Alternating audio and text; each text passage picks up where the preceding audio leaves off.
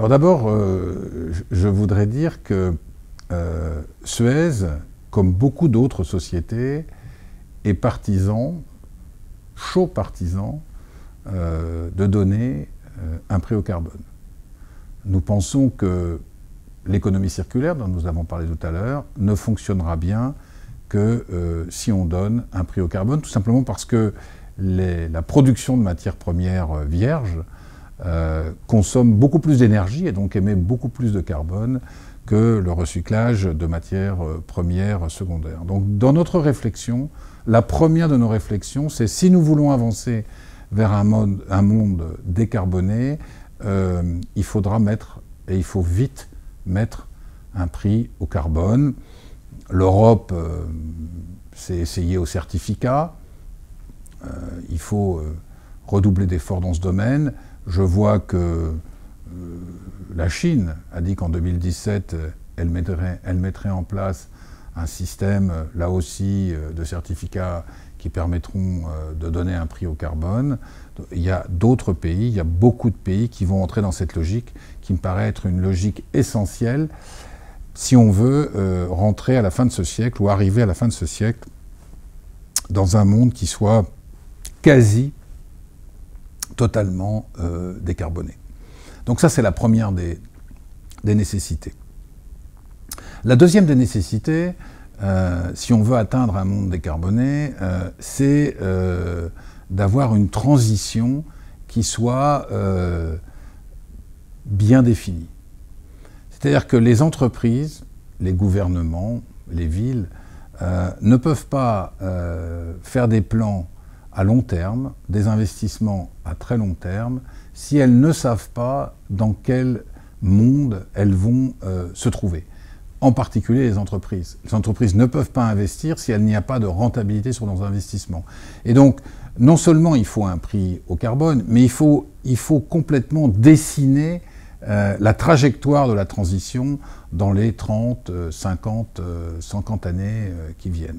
Et ça, c'est très important si on veut accélérer la décarbonation de l'économie. Le troisième point qui me paraît important, c'est qu'il faut donner accès à tous aux technologies décarbonées. Et ces technologies qui existent pour la plupart, mais qui vont encore, l'innovation va encore s'accélérer, elles sont au cœur de notre capacité à décarboner l'économie. On a beaucoup parlé des renouvelables, c'est un élément essentiel, mais on sait très bien que le stockage de l'énergie va être aussi un autre élément essentiel. Et il y aura toute une série d'innovations qu'il faudra mettre en place au cours de ce siècle pour décarboner l'économie. Je vous ai parlé de l'économie circulaire, qui est un moyen aussi de la décarboner. Tout ceci doit nous amener progressivement vers les années 2080-2100, une économie qui sera beaucoup moins carbonée. Donc, une fois qu'on a défini les moyens de transformer l'économie actuelle, qui est une économie de carbone, en une économie, j'allais dire, beaucoup moins carbonée, il faudra se poser les questions en même temps, non seulement de technologie, je l'ai dit, non seulement de définition de la transition, mais aussi de nos modes de vie. Moi, je suis absolument convaincu qu'on ne pourra pas vivre de la même manière, on ne pourra pas se déplacer de la même manière, on ne pourra pas manger de la même manière, j'allais dire on ne pourra pas boire de la même manière qu'en 2100 qu'en 2000. Et cette transformation de nos mentalités qui va se faire au cours des 30, 40, 50 prochaines années, elle est essentielle.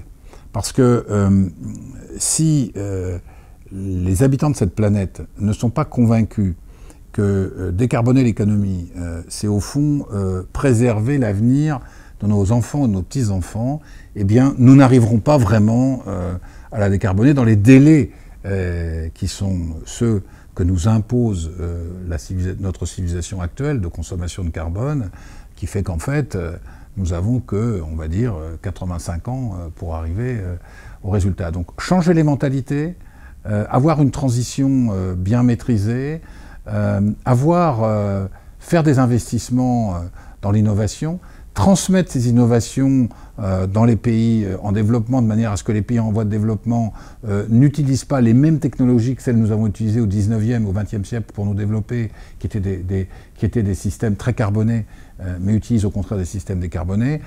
Tout ça, c'est tout ce qu'il faut mettre en œuvre si on veut arriver à peu près au résultat qu'on espère en 2100. Et je terminerai en vous disant, moi je trouve ça très excitant.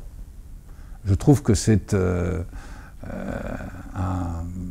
un objectif incroyable que de se dire que nous, à notre époque, avec notre intelligence, nos savoir-faire, l'argent que nous savons utiliser dans les investissements que nous voulons faire, ben, nous sommes capables, quelque part, au niveau mondial, de préparer un changement de monde, un changement de mentalité, un changement de manière de vivre qui j'espère, permettra à l'humanité du XXIe siècle de vivre dans un environnement qui sera moins contraint, en tous les cas moins problématique que celui que nous avons aujourd'hui.